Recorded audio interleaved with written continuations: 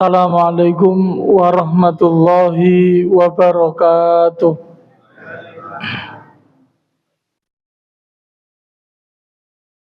Innal hamdalillah nahmaduhu ta'ala wa nasta'inuhu wa nastaghfiruh wa na'udzu billahi min syururi anfusina wa min sayyiati a'malina. May yahdihillahu fala mudilla lah wa man yudlil fala hadiyalah. Asyhadu an la ilaha illallah wahdahu la syarikalah wa asyhadu anna Muhammadan abduhu wa rasuluhu la nabiyya wa la rasula ba'dah. Wa qala Allah ta'ala fil Qur'anil Karim, ya ayyuhalladzina amanuttaqullaha haqqa tuqatih wa la tamutunna illa wa antum muslimun. Wa qala aidan, ya ayyuhalladzina amanuttaqullaha wa qulu qawlan sadida yuslih lakum a'malakum wa yaghfir lakum dhunubakum wa man yuti'illaha wa rasulah faqad faza fawzan 'azima. Wa ba'd, fa inna asdaqal kalami kalamullah wa khairal huda huda Muhammad sallallahu alaihi wasallam wa syarral umuri muhdatsatuha fa inna kulla muhdatsatin bid'ah wa kulla bid'atin dhalalah wa kulla dhalalatin finnar. Ikhwati fillah, jamaah Masjid Al-Falah rahimakumullah, kita bersyukur kehadirat Allah Subhanahu wa taala yang sampai dengan malam hari ini Ia masih memberikan limpahan karunia dan kenikmatannya kepada setiap kita. Utamanya kita masih diberikan oleh Allah Azza wa Jal at-taufiq, yakni kemampuan, kemudahan untuk bisa menjalankan apa-apa yang Allah Subhanahu wa taala perintahkan. Kita berharap kepada Allah Azza wa Jal agar semua amalan yang kita usahakan dalam kehidupan kita di dunia ini diterima di sisinya kelak ketika kita harus menghadapnya. Allahumma amin.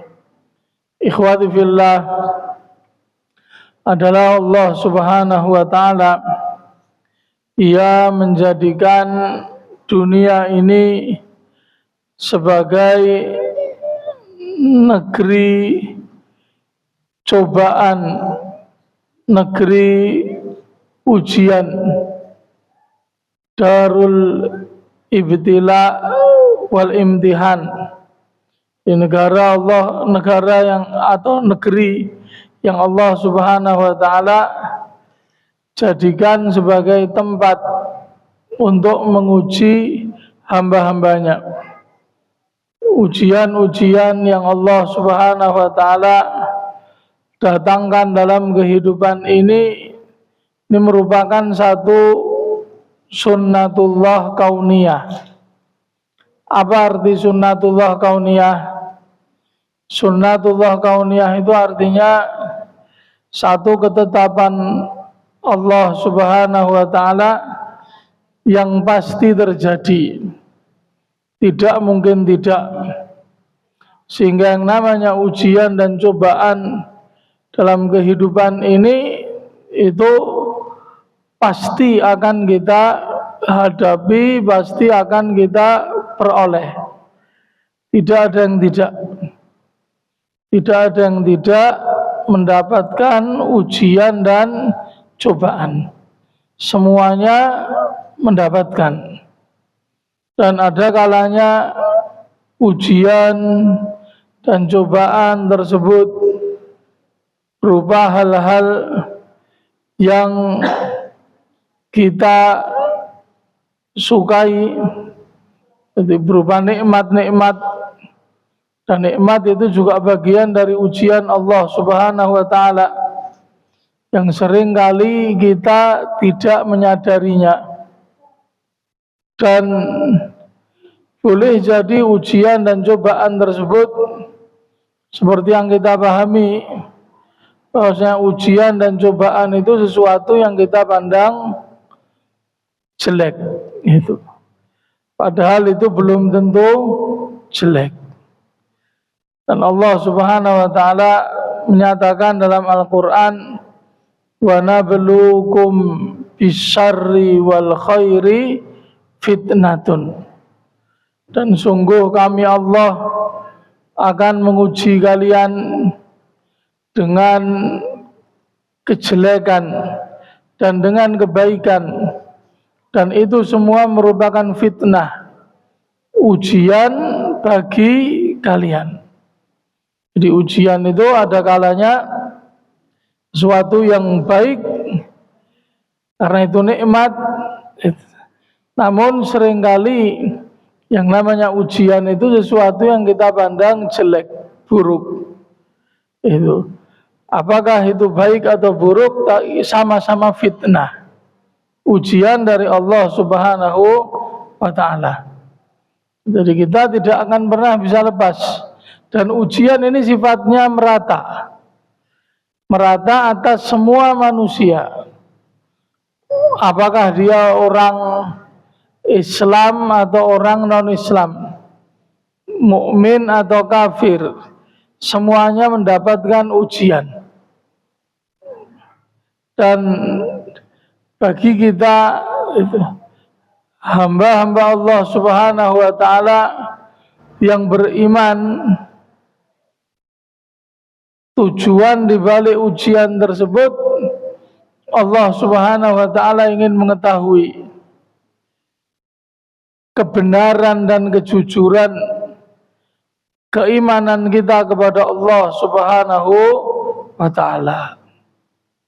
Allah Subhanahu wa Ta'ala berfirman di awal suratul Ankabut, kata Allah, Alif Lam Mim, ahasiban nasu ayyutraku ayyaqulu amanna wa hum la yuftanun walaqad fatanna alladhina min qablihim fala ya'lamanna Allahu alladhina sadaqu wala ya'lamanna al-kadhibin. Kata Allah, Alif Lam Mim.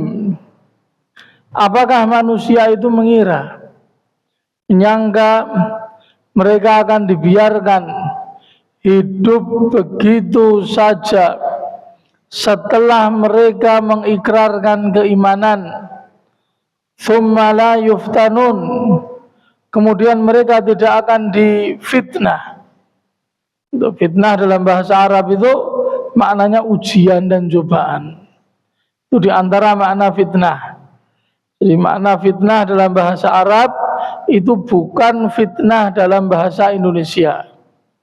Jadi kata fitnah dalam bahasa Indonesia itu yang artinya tuduhan tanpa bukti, itu bukan bahasa Arab. Bukan bahasa Arab. Ini. Di ayat ini Allah Subhanahu wa Ta'ala mengatakan tsumma la yuftanun. Kemudian mereka dibiarkan saja hidup tanpa ujian itu setelah mereka mengikrarkan keimanannya.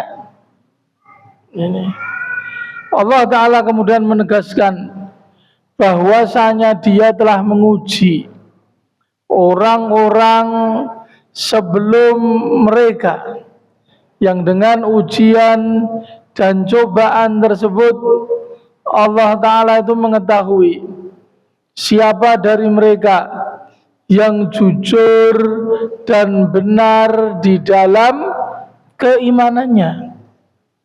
Ini. Dan siapa dari mereka yang dusta atau tidak jujur di dalam keimanan mereka.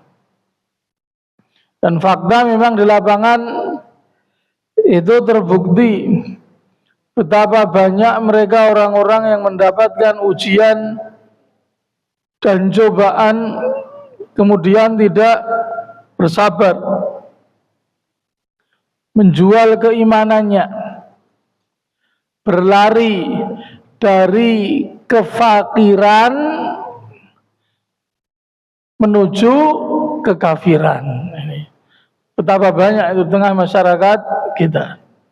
Terus tidaknya menjual keimanannya demi dunia. Sebagaimana yang disabdakan Nabi, badiru bil a'mali fitanan kaqita'il laili al-mudlimi yusbihur rajulu mu'minan wa yumsi kafiran wa yumsi mu'minan wa yusbihu kafiran yabi'u dinahu bi aradin minad dunya. Kata Rasulullah, bersegeralah kalian melakukan amal soleh sebelum datangnya fitnah-fitnah akhir zaman. Yang mana fitnah-fitnah di akhir zaman itu kata Rasulullah menyebabkan atau banyak menyebabkan manusia itu kafir. Pagi hari beriman, sore hari kafir. Sore hari beriman, besok paginya sudah jadi kafir. Dia menjual keimanannya, agamanya dengan harta dunia yang remeh, yang murah. Ini ikhwati fillah, barakallahu fikum. Ini di antara dalil yang menjelaskan bahwasanya ujian dalam kehidupan ini merupakan satu keniscayaan, satu keharusan. Dalam surat Al-Baqarah ayat 155 ayat yang insya Allah sudah sangat familiar, sering disampaikan oleh para khatib itu. Allah Subhanahu wa taala berfirman apa? Wala nabluwannakum bisyai'im minal khaufi wal ju'i wa naqsim minal amwali wal anfusi wat thamarat wa basyiris sabirin. Sungguh kami Allah benar-benar akan menguji kalian. Dan di antara bentuk ujian itu kata Allah di antaranya bisyai'in minal khauf, dengan sedikit rasa takut. Dengan sedikit rasa takut. Rasa takut itu meskipun sedikit sudah membuat kehidupan kita tidak akan tenang. Makanya nikmat aman ini merupakan nikmat yang terbesar dalam kehidupan ini, yang wajib kita jaga. Nikmat aman, nikmat damai ini. Karena seandainya ini sedikit saja hilang, itu muncul keresahan di tengah-tengah masyarakat. Atau boleh jadi ujian itu berupa al-ju', lapar atau kelaparan. Boleh jadi ujian tersebut berupa sedikitnya harta atau perginya jiwa-jiwa yang kita cintai. Orang yang kita cintai mendahului kita menghadap Allah Azza wa Jal. Ini ujian. Dan termasuk bentuk ujian itu wathamarat, sedikitnya buah-buahan. Sedikitnya buah-buahan itu bisa karena memang sedikit atau buah-buahannya ada tapi nggak bisa beli, itu tidak bisa beli. Karena negeri kita ini, masya Allah ya luar biasa. gemah ripah loh jinawi. Sampai dikatakan itu tongkat kayu tancapkan bisa jadi tanaman, hasil bumi kita itu melimpah ruah. Tetapi fakta juga di lapangan itu justru hasil bumi kita itu masih banyak dari kita yang tidak bisa menikmati. Yang bagus-bagus justru dijual keluar itu, atau tidak bisa menikmati karena memang ya harganya mahal itu. Dan memang terus terang juga itu menurut penelitian itu, jadi masyarakat kita itu untuk mengkonsumsi buah harian itu masih tergolong rendah. Buah, susu itu masyarakat kita itu masih sangat-sangat rendah di bawah. Karena negara-negara berkembang, apalagi negara-negara maju itu yang namanya di rumah itu wajib tiap hari itu susu dan buah itu wajib. Ini kalau kita berkaca pada itu negara-negara maju. Ya Allah Ta'ala menyatakan di antara bentuk ujian itu wa naqsin minas samarat, sedikitnya buah-buahan. Sedikit bisa jadi sedikit atau karena memang kita tidak mampu untuk membelinya. Itu karena memang buah-buah lagi sekarang mulai musim durian. Harga durian ya kita sama-sama tahu bukan harga yang ringan atau murah untuk dibeli. Dan Allah Subhanahu wa taala menyatakan wa basyiris sabirin, dan berikanlah kabar gembira kepada mereka orang-orang yang mau bersabar. Dikasih ujian mereka bersabar. Ikhwati fillah, sebagai orang yang beriman, yang mengimani diantaranya qada dan qadar, takdir Allah Subhanahu wa taala, kita wajib meyakini bahwasanya Allah Subhanahu wa taala Dia adalah zat yang maha adil lagi bijaksana. Allah Subhanahu wa taala tidaklah Dia menzalimi hamba-hambanya. Allah tidak berbuat zalim. Dan Allah Ta'ala menegaskan hal ini di banyak ayatnya. Di banyak ayatnya kalau Dia itu tidak zalim. Di antaranya kita bisa sebutkan wa ma kana rabbuka bidzallamin lil abid. Dan tidaklah Rabbmu Allah Subhanahu wa taala itu zalim kepada hamba-hambanya.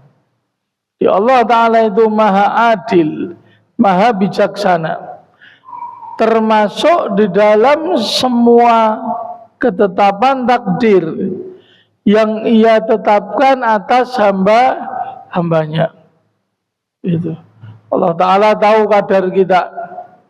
Mohon maaf, siapa yang pantas itu dijadikan orang kaya berkecukupan, Allah Ta'ala jadikan dia itu kaya berkecukupan.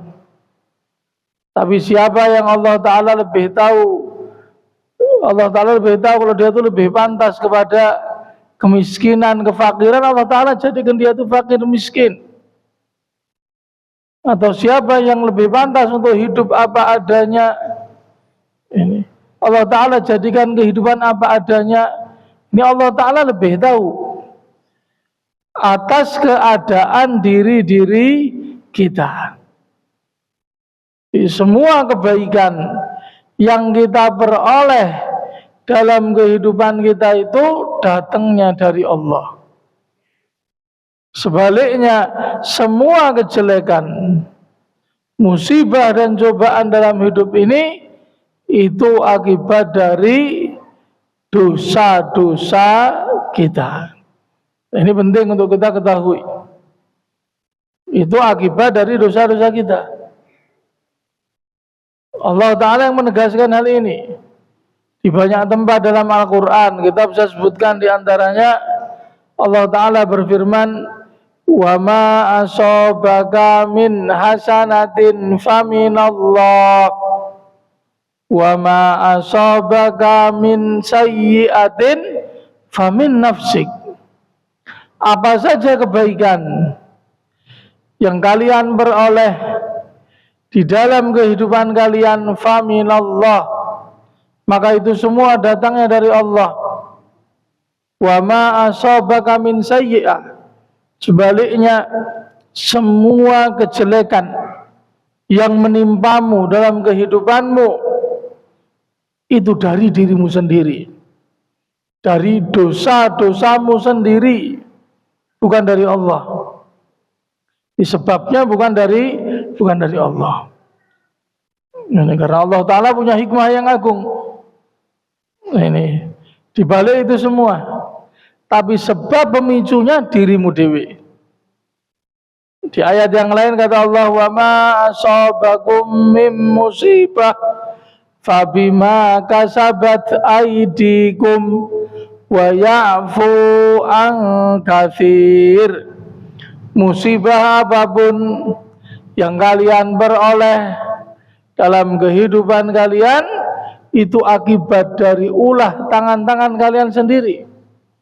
Tafsirannya dari dosa-dosa kalian sendiri. Wa ya'fu an katsir, dan yang Allah Ta'ala maafkan dari kita itu katsir, banyak. Lebih banyak yang dimaafkan Allah daripada yang dibaleskan kepada kita dari dosa-dosa kita. Kalau semua dosa kita itu dibalas kontan di dalam kehidupan ini, kita tidak akan kuat.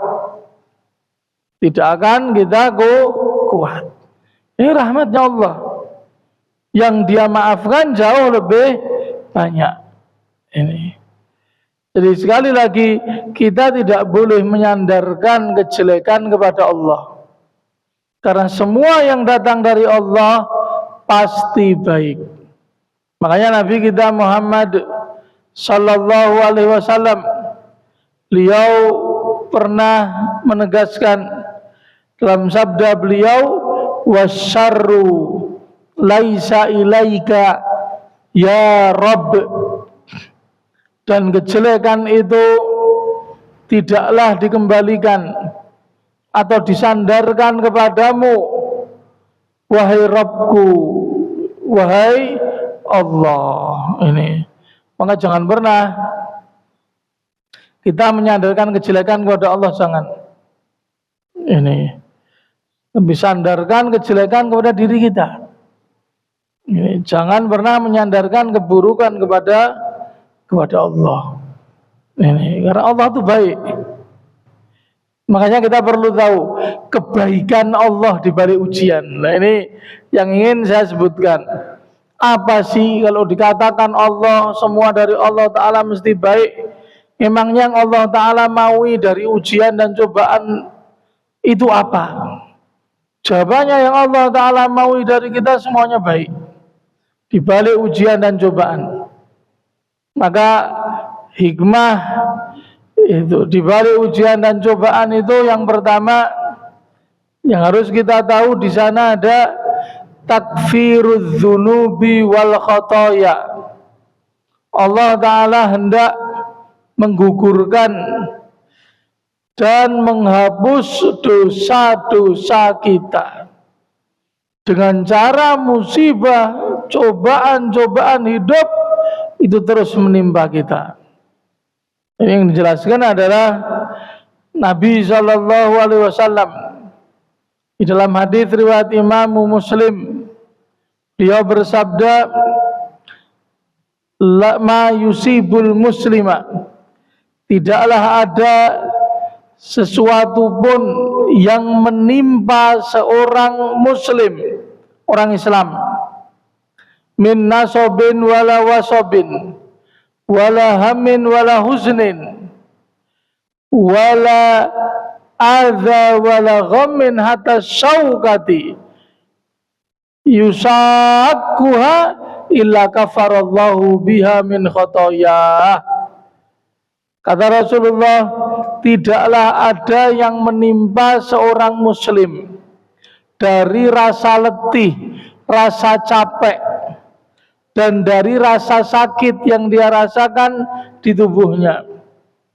Dan demikian pula dari kebingungan, kesedihan, kegundah gulanaan, dan dari ketertutupan pikiran, dan dari adza, gangguan-gangguan yang ia temui di jalan, rintangan-rintangan.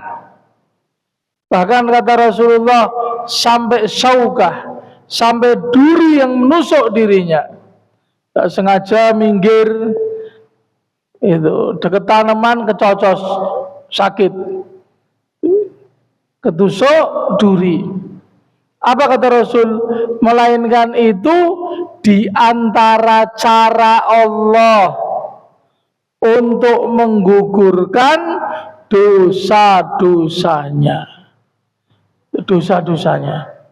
Nah, subhanallah, kita dari pagi bekerja itu, masuk rumah mungkin kita sore, sebagian kita mungkin ada yang masuk rumahnya itu malam, badan pegel, ngedok-ngedok, kesel, boyok. Loh, itu ada pengguguran dosa-dosa. Ya, subhanallah, ini yang ngomong Rasulullah. Itu diantara cara Allah. Maka orang yang hidupnya enak, santai, tidak kesel, tidak apa, yang tidak dapat keutamaan ini.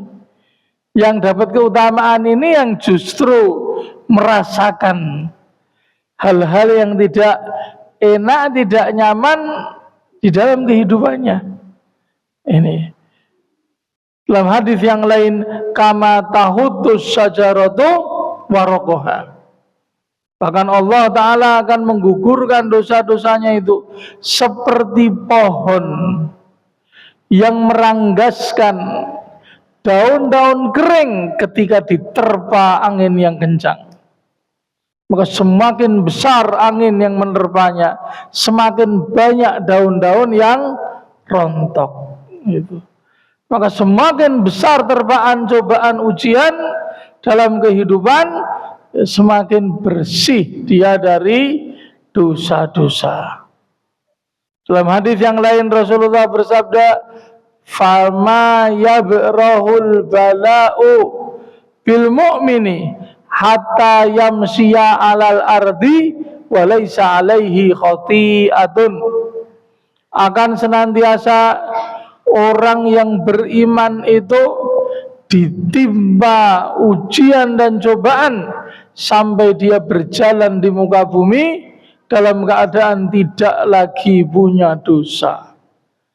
Maka selagi kita itu punya dosa, maka kita akan terus kena cobaan-cobaan dalam kehidupan. Ini apalagi hikmahnya? Hikmahnya adalah rif'atu darajatil abdi indallah. Yani Allah Ta'ala ingin meninggikan derajat hambanya di sisinya besok. Itu Rasulullah Sallallahu Alaihi Wasallam, beliau menjelaskan di dalam hadis yang sahih, riwayat dari Al-Imam Ibnu Hibban, innar rajula la yakunu lahul manzilatu indallah fama yablughuha bi amalin fala yazalu yabtalihi bima yakrahu hatta yublighahu iyyaha. Kata Rasulullah, akan ada orang-orang yang dia itu mencapai derajat yang tinggi di sisi Allah Subhanahu wa ta'ala besok di jannahnya. Apa kata Rasul? Fama yablughuha bi amalin. Dia mencapai derajat yang tinggi itu bukan dengan sebab amalan dia. amalan dia boleh jadi sedikit, sepele. Lah kok bisa sampai derajat yang tinggi di sisi Allah? Dikatakan Rasulullah, fala yazalu yabtalihi bima yakrah.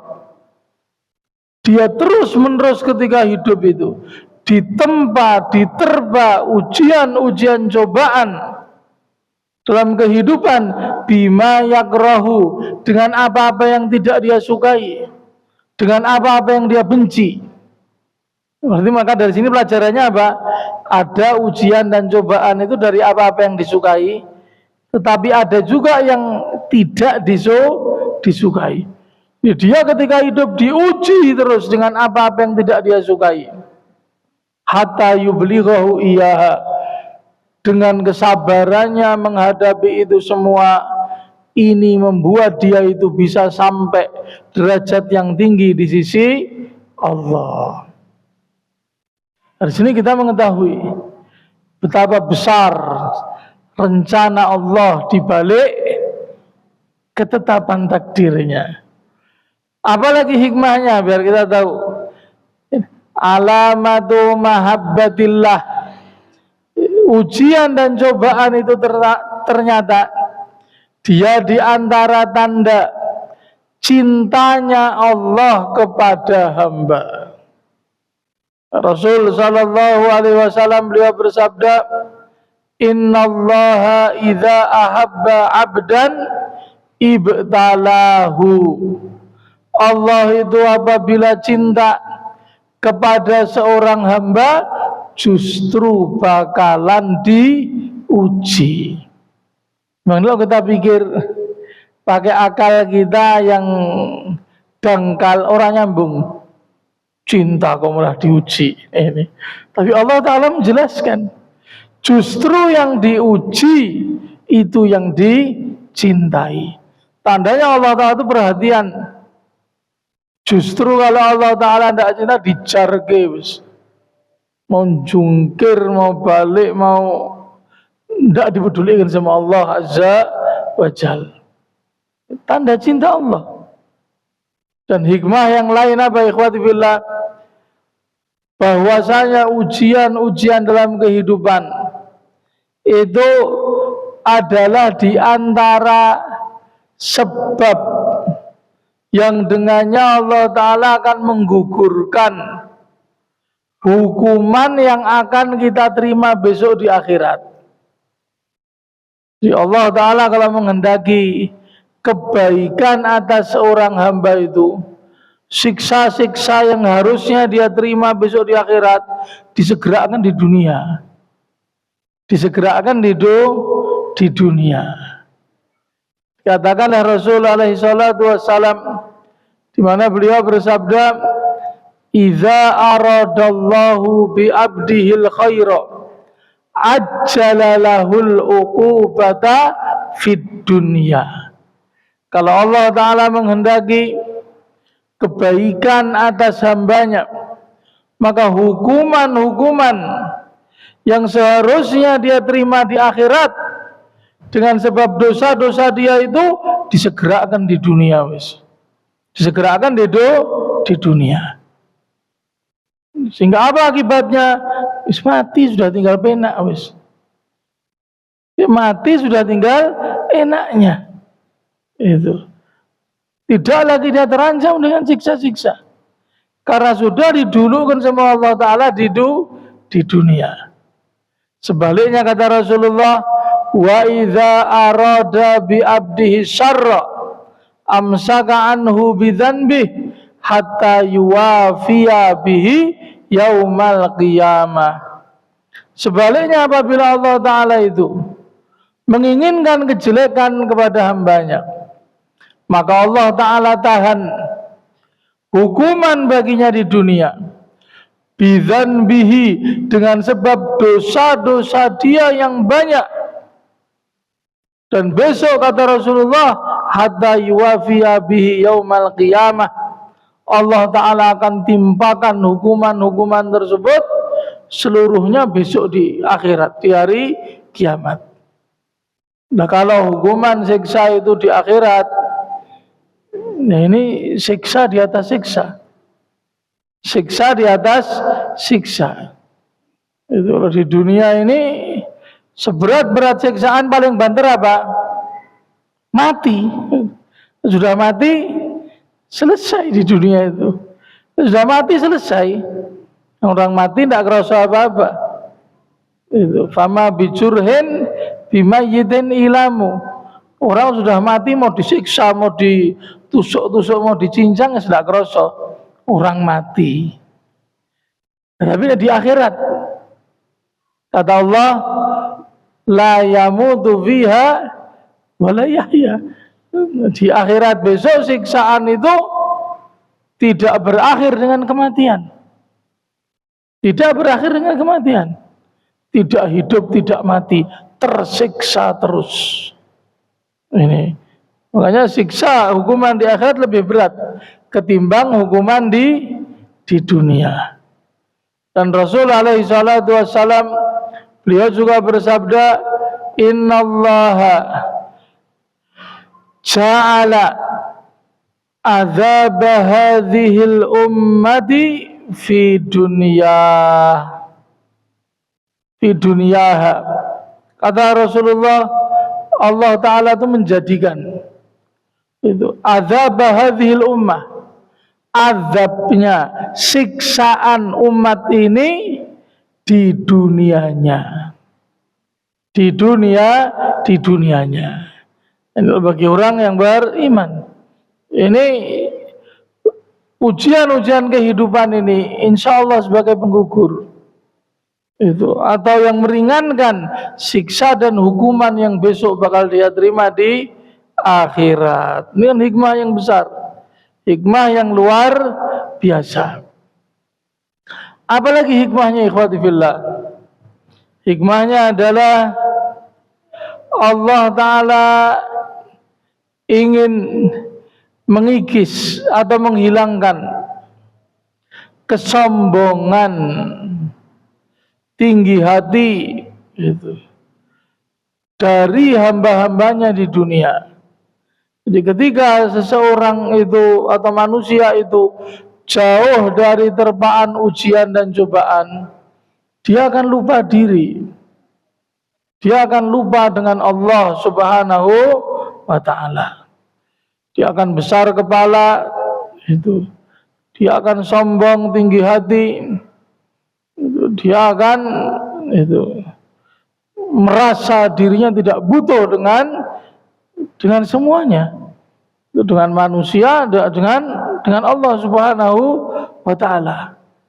Karena dia merasa apa? Dunia sudah dalam genggamannya. Dia mau ngapa-ngapain aja bisa.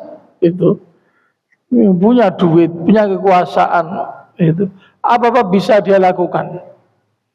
Ini tidak terkena ujian, sombong, besar kepala.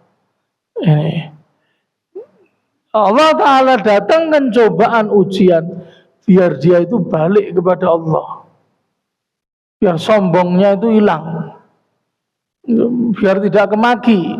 Itu dulu pas sehat kemakinya luar biasa. Itu kemakinya hilang kapan? Ketika dapat ujian, cobaan. Baru mau kenal manusia, baru mau aruh-aruh. Sebelumnya blas. Itu misalkan seperti itu. Ini contohnya saja. Maka dengan diterpa ujian dan cobaan, dia baru sadar diri. Ternyata aku ini lemah. Ini dia akhirnya mau kembali kepada Allah Azza wa Jal. Ini dan Allah Ta'ala sebutkan di beberapa tempat dalam Al-Quran. Di antaranya Allah Ta'ala menyatakan apa? Wa idza massahu syarru fadhu du'ain arid. Barulah ketika dia tertimpa kejelekan, tertimpa musibah, fadhu du'ain arid, barulah dia itu mau datang kepada Allah, bersimpuh, mengangkat tangan, memanjatkan doa dengan penuh pengharapan. Itu. Ini yang kita lihat di masyarakat kita ya. Ya mohon maaf, banyak orang itu kita lihat hampir-hampir tidak pernah ke masjid. Ya ke masjid paling lepas Jumatan. Itu datangnya aja telat. Jumatan datangnya telat, bersalam dang mulai.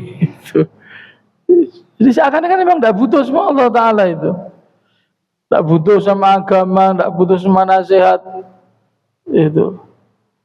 Tapi tiba-tiba kok dia itu rajin ke masjid. Ini.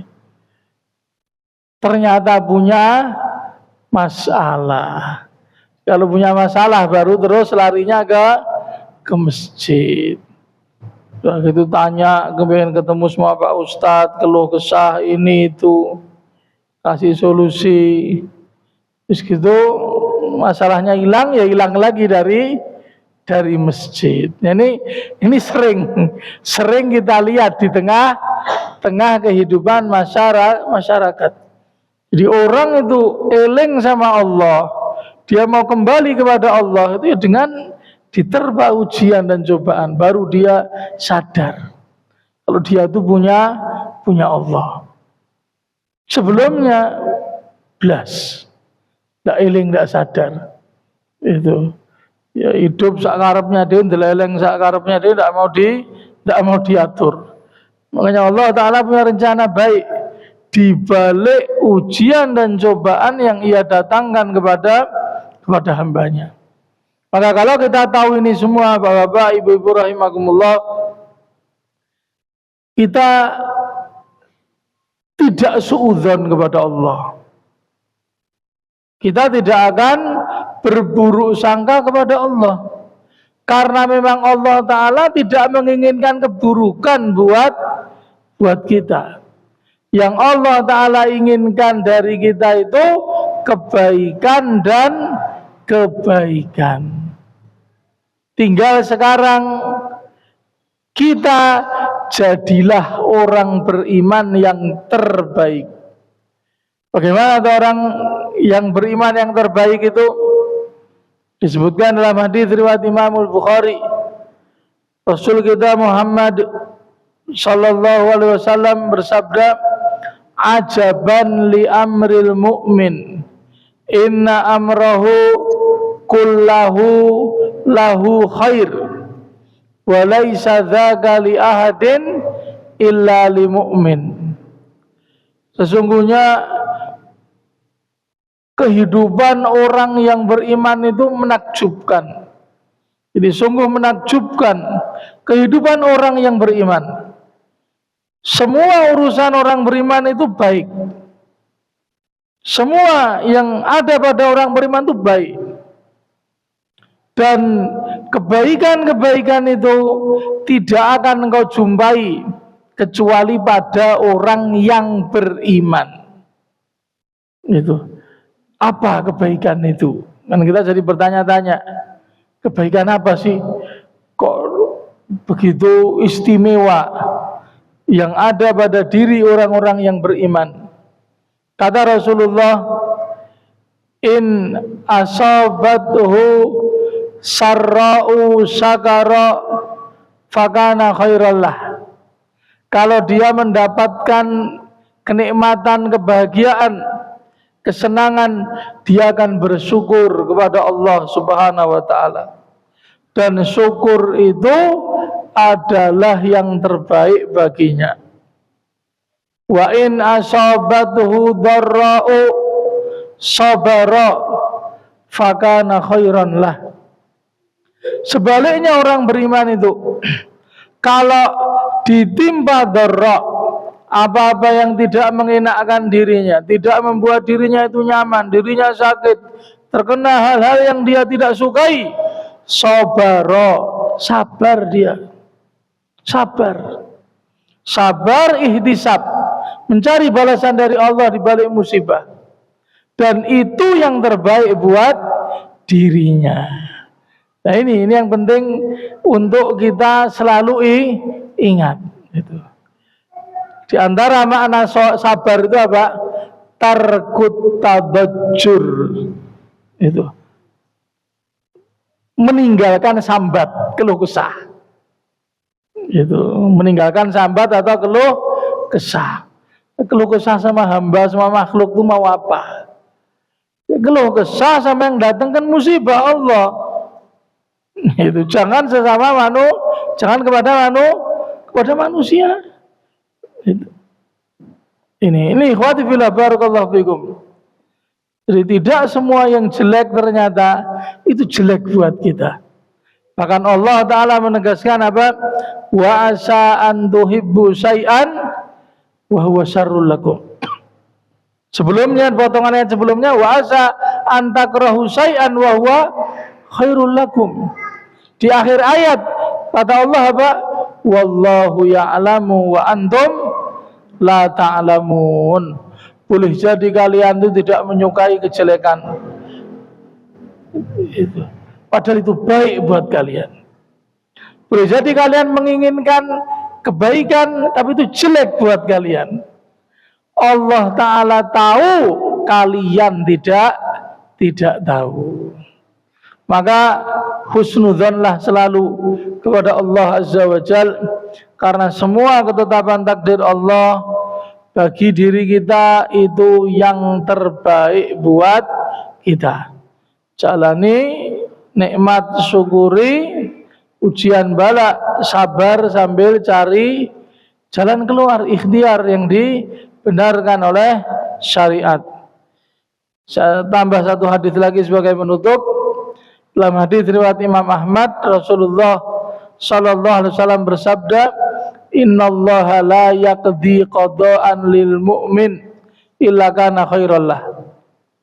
Allah tidaklah menetapkan satu qada, satu ketetapan takdir bagi hamba yang beriman kecuali itu yang terbaik buat dirinya. Ini Bapak-bapak, Ibu-ibu rahimakumullah, apa yang bisa saya sampaikan di kesempatan malam hari ini. Jadi 47 menit saya bicara. Monggo silahkan kalau ada yang mau ditanyakan, bisa terkait materi tadzkirah yang saya sampaikan malam hari ini, atau mungkin pertanyaan di luar materi juga silahkan.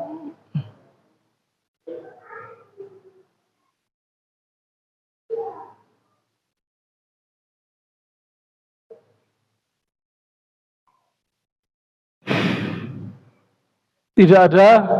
Kalau tidak ada, mudah-mudahan materi yang saya sampaikan ini bisa menjadi tadzkirah, pengingat. Ya, saya yakin materi seperti ini sering kita dengar, tapi kita belajar itu memang ada dua.